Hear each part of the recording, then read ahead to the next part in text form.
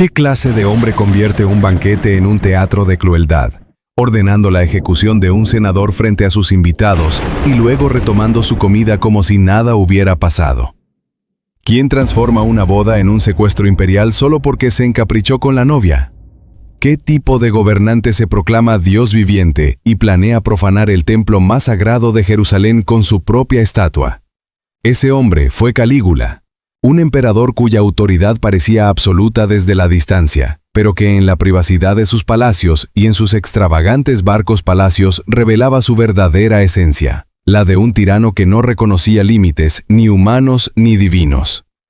Su reinado, aunque breve, fue tan desquiciado que aún hoy desafía la razón y sigue siendo objeto de fascinación y repulsa. Para comprender cómo un hombre se convirtió en este monstruo coronado, debemos volver al principio, porque nadie nace Calígula. Uno se forja en un crisol de ambición, tragedia y poder desmedido. Gayo Julio César Augusto Germánico, conocido como Calígula, nació el 31 de agosto del año 12 después de Cristo en Antium, una ciudad costera del Lacio, al sur de Roma. Era hijo de Germánico, un general carismático y héroe militar, adorado por las legiones y el pueblo, y de Agripina la Mayor, una mujer de voluntad inquebrantable y ascendencia ilustre.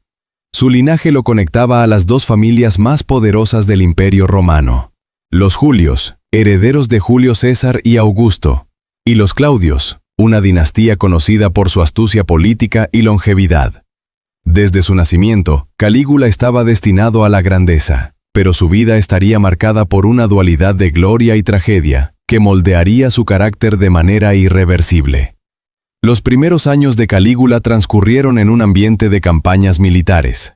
Acompañaba a su padre en las fronteras del Rin, donde Roma libraba batallas contra las tribus germánicas. Allí, vestido con una armadura en miniatura, conquistó el cariño de las tropas, que lo apodaron Calígula, botitas, por las pequeñas sandalias militares que calzaba. Este sobrenombre, cargado de afecto, era un eco de su infancia inocente, pero contrastaría brutalmente con el terror que su nombre evocaría en el futuro. La infancia de Calígula, sin embargo, no fue solo un cuento de cariño militar. La muerte de Germánico en el año 19 después de Cristo, en Siria, bajo circunstancias sospechosas, marcó un giro oscuro. Muchos creyeron que fue envenenado por orden de Tiberio, el emperador, o de Sejano, el temido prefecto del pretorio, como parte de las intrigas políticas que caracterizaban la Roma imperial. La pérdida de su padre desencadenó una cascada de desgracias para la familia de Calígula. Agripina la Mayor, convencida de que Tiberio estaba detrás del asesinato, lo acusó públicamente, un acto de valentía que le costó el exilio en la isla de Pandataria, donde murió años después, posiblemente por inanición. Los hermanos mayores de Calígula, Nerón y Druso, también fueron víctimas de las purgas políticas, encarcelados y eliminados bajo cargos de traición. Calígula, entonces un adolescente, fue el único que sobrevivió, quizás por su juventud o por su capacidad para mantenerse al margen de las intrigas. Este periodo de su vida, lleno de traiciones y pérdidas, plantó las semillas de una desconfianza profunda y una habilidad para la supervivencia que lo definirían más adelante. En el año 31 después de Cristo, Calígula fue enviado a Capri, la isla donde Tiberio se había retirado para gobernar en un aislamiento cada vez más decadente. Allí, bajo la vigilancia del emperador, el joven aprendió a navegar un mundo de banquetes opulentos, rumores venenosos y juegos políticos mortales. Capri no era solo un retiro imperial, era un microcosmos de la Roma imperial, donde la lealtad era frágil y la traición una constante.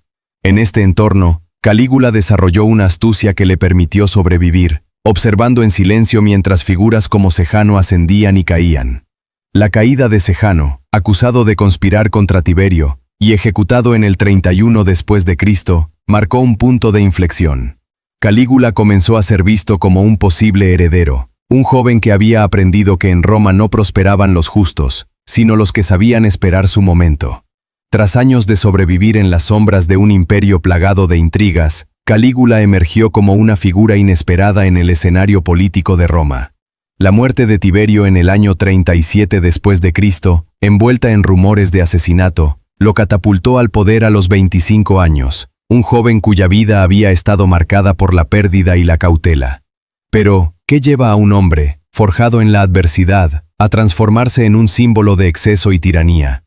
En sus primeros meses como emperador, Calígula fue aclamado como un salvador, un nuevo Augusto que prometía restaurar la gloria de Roma.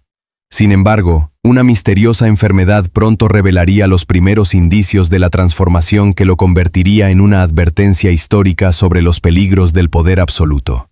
La caída de Sejano en el 31 después de Cristo había allanado el camino para Calígula.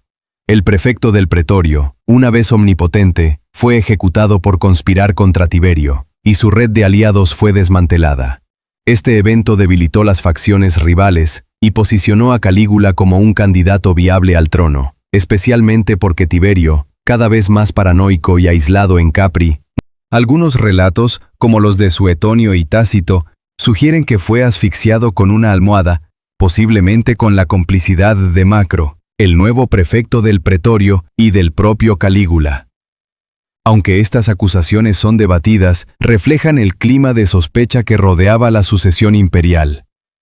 La ascensión de Calígula fue recibida con un entusiasmo casi unánime. Roma, agotada por los años de represión y austeridad bajo Tiberio, vio en el joven emperador una esperanza de renovación. Su linaje, como hijo de Germánico y nieto de Augusto por adopción, le otorgaba una legitimidad incuestionable. Además, su juventud y carisma contrastaban con la imagen de un Tiberio envejecido y distante. Calígula capitalizó este fervor popular con una serie de medidas que reforzaron su imagen de gobernante benevolente. Liberó a prisioneros políticos encarcelados durante las purgas de Tiberio, entre ellos figuras prominentes que habían sido acusadas injustamente de traición.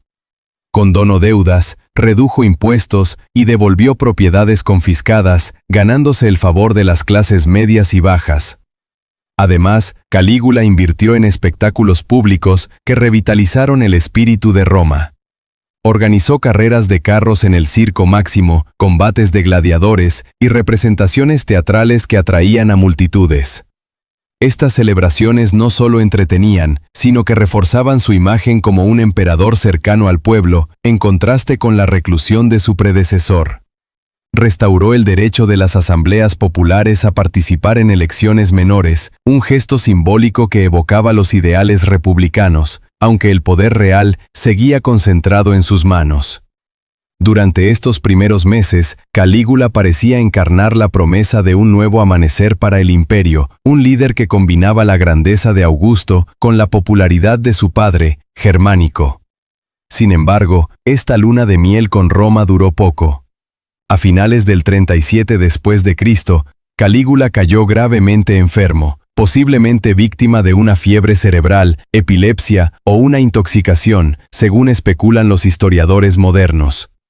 Durante semanas, su vida estuvo en peligro, y el pueblo, que apenas comenzaba a conocerlo, se reunió en templos para ofrecer sacrificios por su recuperación.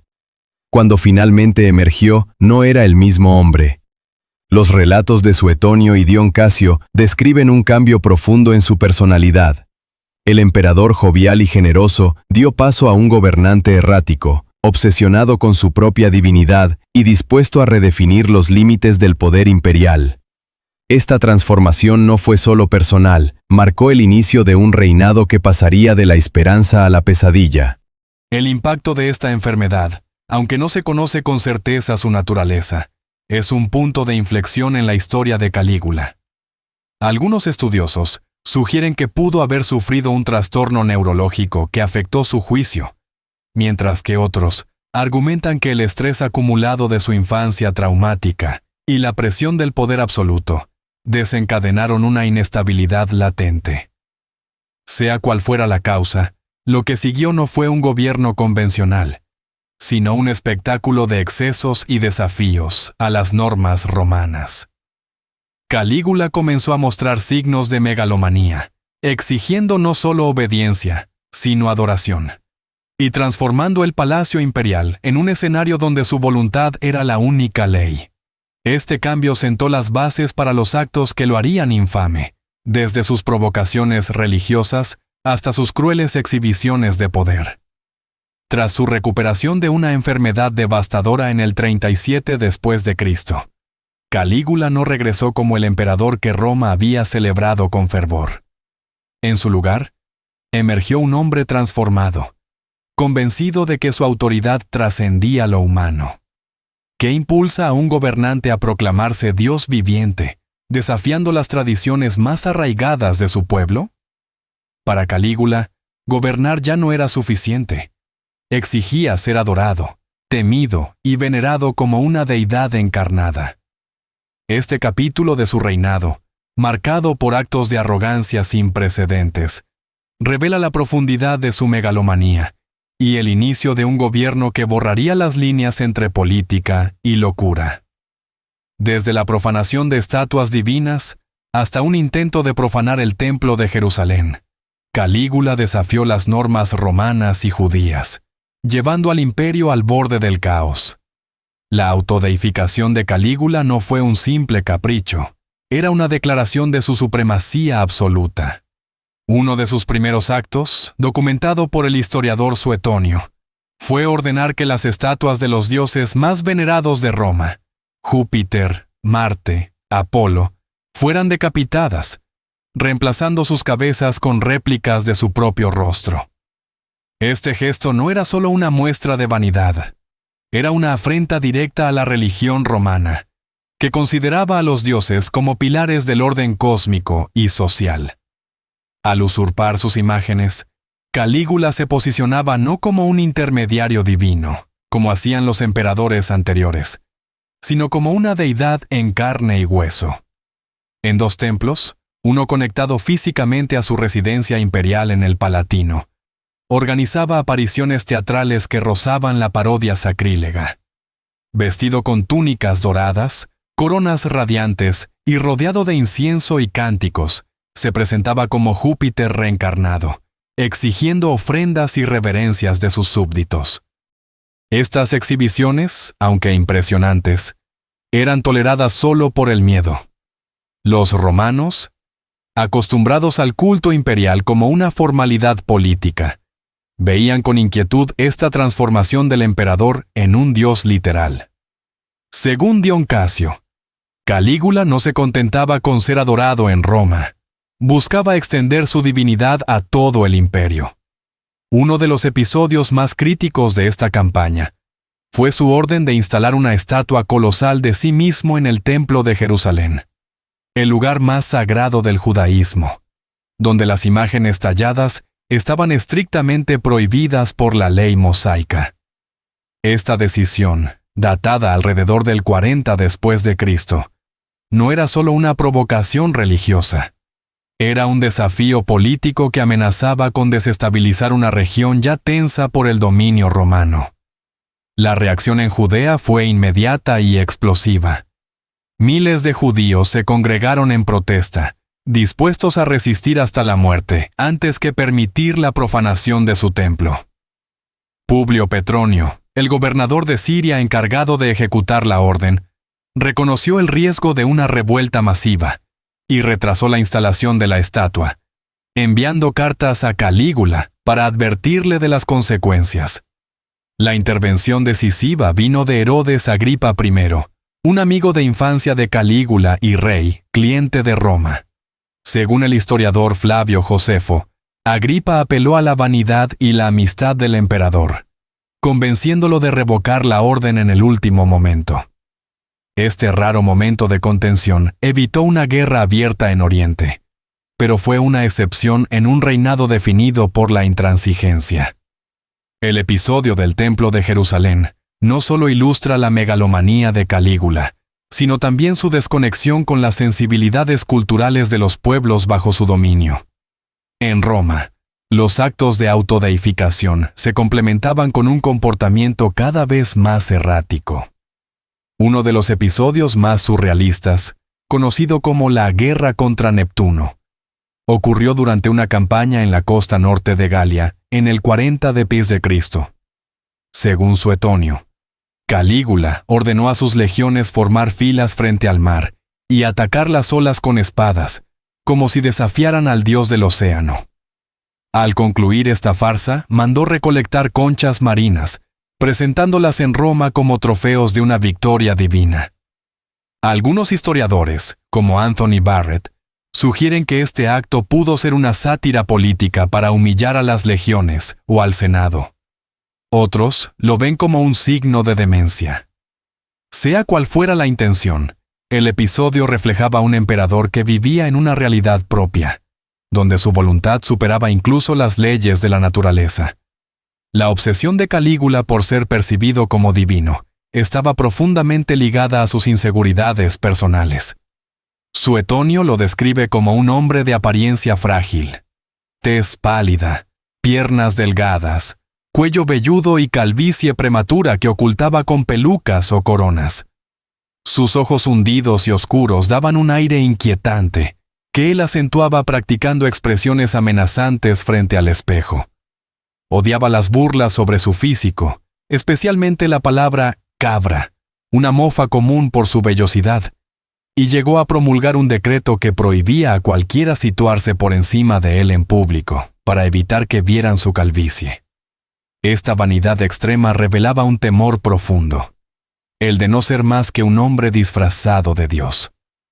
Sus actos de megalomanía no solo buscaban afirmar su poder, sino compensar una fragilidad interna que lo atormentaba.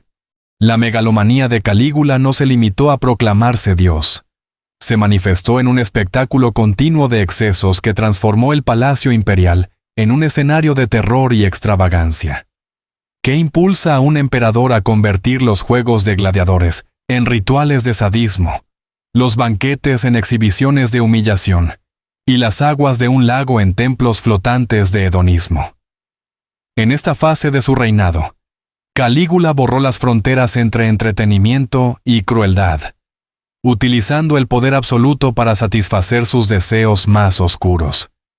Su desprecio por el Senado, simbolizado por el supuesto nombramiento de su caballo Incitatus como cónsul, no solo humilló a la élite romana, sino que desafió las instituciones que sostenían el imperio.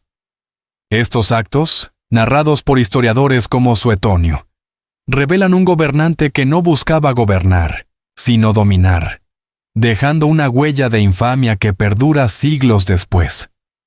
Los juegos de gladiadores, un pilar del entretenimiento romano, se convirtieron bajo Calígula en escenarios de su poder absoluto. Mientras emperadores como Augusto los usaban para ganar el favor del pueblo, Calígula los transformó en rituales de dominación personal. Según Suetonio, no se limitaba a presenciar los combates. Intervenía directamente, eligiendo quién luchaba, quién moría e incluso quién del público sería arrojado a la arena. Un senador que lo aburría, un noble que hablaba demasiado o un ciudadano común que miraba mal, podían ser señalados con un gesto y condenados a enfrentarse a gladiadores profesionales o bestias salvajes. En una ocasión, narrada por Suetonio, Calígula descendió personalmente a la arena para enfrentarse a un gladiador llamado Mumio. El combate era una farsa. Mumio portaba una espada de madera, incapaz de herir al emperador. Cuando se arrodilló en rendición, Calígula desenfundó una daga real y lo mató, desfilando luego por la arena con los brazos en alto, como si hubiera vencido en una guerra. Estos no eran espectáculos. Eran ejecuciones ritualizadas que recordaban a Roma que su voluntad era la única ley. Los banquetes de Calígula eran igualmente perturbadores, una mezcla de opulencia desmedida y sadismo calculado. En estos eventos, se servían manjares exóticos traídos de los confines del imperio. Pavos reales, ostras del Mediterráneo, frutas de Oriente. Los vinos más caros fluían como ríos, y la música de liras y flautas llenaba el aire. Pero esta fachada de lujo escondía una realidad cruel. En cualquier momento, una sonrisa del emperador podía convertirse en una orden letal. Calígula podía señalar a la esposa de un senador, una joven criada o un invitado ebrio, ordenando que los llevaran a sus aposentos. Al regresar, relataba los detalles de sus abusos con una risa burlona, humillando a sus víctimas frente a todos los presentes. En un episodio particularmente escandaloso, narrado por fuentes antiguas, se encaprichó de la esposa de un aliado durante una cena. Sin mediar palabra, la llevó a sus habitaciones y al volver, proclamó que se había casado con ella al estilo de Rómulo, forzando al esposo a asentir en silencio. Negarse significaba la muerte, y el silencio de los invitados era tan pesado como el mármol del salón. El exceso de Calígula alcanzó su apogeo en el lago Nemi, donde mandó construir 2 barcos palacios de dimensiones colosales, descritos por Suetonio y confirmados por hallazgos arqueológicos en el siglo XX.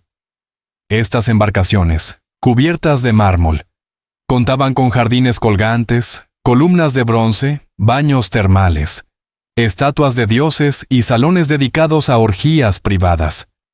Equipadas con sistemas de agua corriente y calefacción, eran maravillas tecnológicas que superaban incluso los estándares de los palacios terrestres. En estas naves, Calígula se entregaba a los placeres más desenfrenados, rodeado de músicos, cortesanos y cuerpos al servicio de sus deseos. Los barcos no eran solo un capricho, eran santuarios flotantes que simbolizaban su pretensión de trascender las limitaciones humanas. Un emperador que navegaba entre la divinidad y la decadencia. Mientras tanto, Calígula convirtió al Senado, la institución más venerable de Roma, en blanco de su desprecio. Emperadores anteriores, como Augusto, habían mantenido una fachada de respeto hacia los senadores, reconociendo su papel simbólico. Calígula, en cambio, los humillaba sin reparos. Los obligaba a esperar horas para audiencias, a aplaudir discursos absurdos o a enfrentar acusaciones falsas de traición. Los hacía correr tras su litera por las calles de Roma, una burla física a su dignidad. Pero ningún acto fue tan emblemático como el de su caballo Incitatus. Según Suetonio, Calígula no solo le construyó un establo de mármol con collares de piedras preciosas y sirvientes propios, sino que anunció, en un gesto que oscilaba entre la locura y la provocación, que lo nombraría cónsul. Para los historiadores modernos, como Mary Beard, este acto probablemente fue una sátira deliberada, una forma de declarar que el Senado era tan inútil que un animal podía ocupar su lugar. Para los senadores, fue una humillación insoportable, un recordatorio de su impotencia ante un emperador que no respetaba ninguna norma. Estos excesos no solo reflejaban la crueldad de Calígula, sino también su necesidad de afirmar un poder que, en el fondo, sabía frágil. Su reinado, aunque absoluto en apariencia, dependía del miedo, y cada espectáculo de sadismo era un intento de sofocar las crecientes murmuraciones de descontento. Sin embargo, este camino de provocaciones y abusos estaba destinado a encontrar resistencia, preparando el escenario para el trágico final de su gobierno.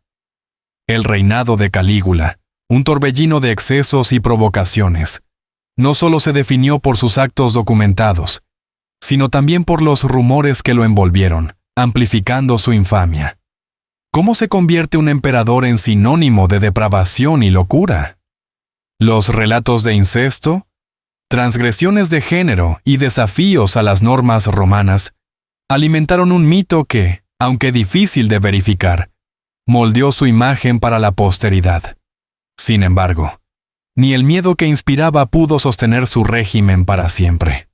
En el 41 después de Cristo, tras 4 años de tiranía, Calígula fue asesinado, dejando un imperio al borde del colapso y un legado que sigue siendo una advertencia sobre lo que sucede cuando el poder absoluto cae en manos de un hombre inestable.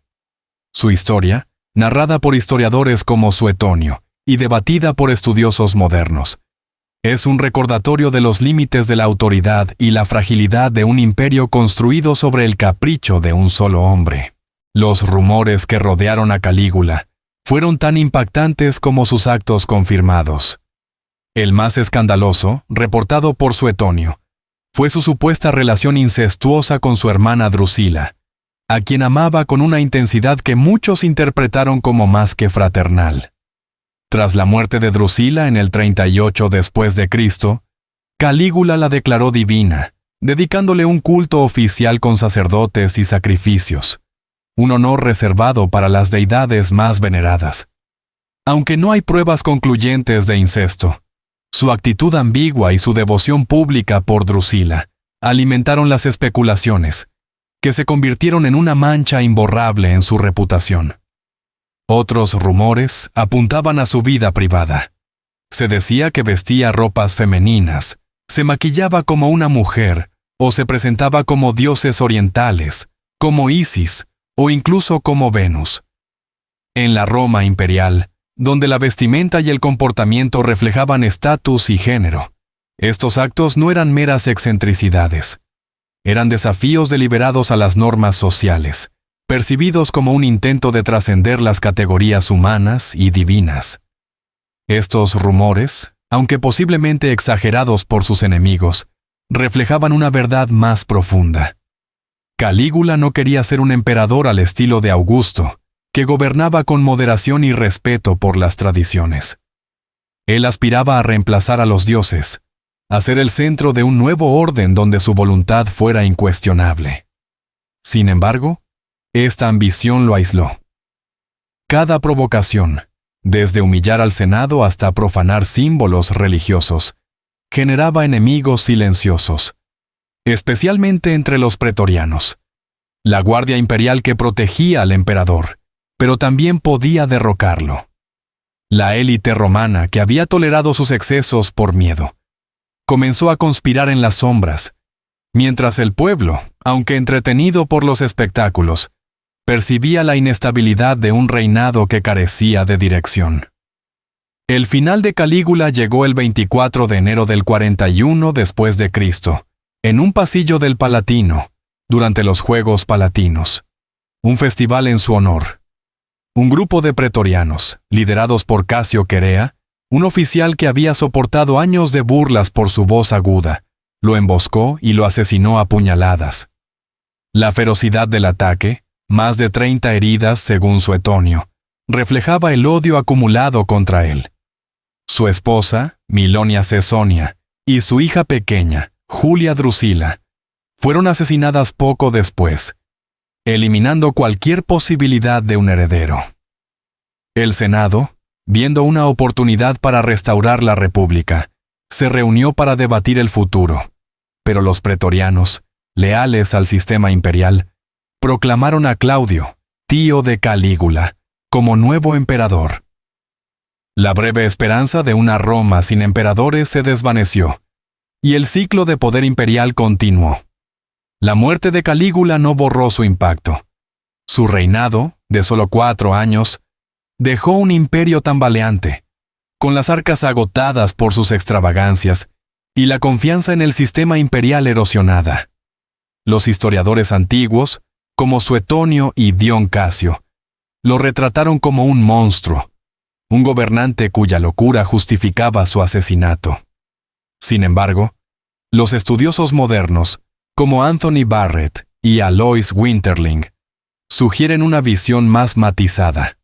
Calígula pudo haber sido un provocador deliberado, usando el espectáculo y la crueldad para consolidar un poder que sabía frágil. O quizás un hombre cuya inestabilidad mental fue exacerbada por el trauma y la presión del trono.